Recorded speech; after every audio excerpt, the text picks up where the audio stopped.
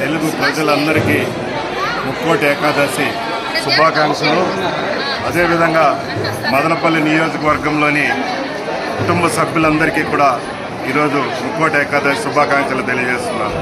ఈరోజు ఎంతో విశిష్టమైన దినం. ఎందుకంటే ఈ మదనపల్లి నియోజకవర్గంలో దాదాపు రాత్రి 12 గంటల నుంచి ఇంతవరకు కూడా చాలామంది దేవుని కృపకు పాత్రులైనారు. కాబట్టి దేవుడు ఆయురారోగ్యాలు ఇచ్చి మదనపల్లి నియోజకవర్గాన్ని చల్లగా చూడాలని మనస్ఫూర్తిగా కోరుకుంటున్నాను.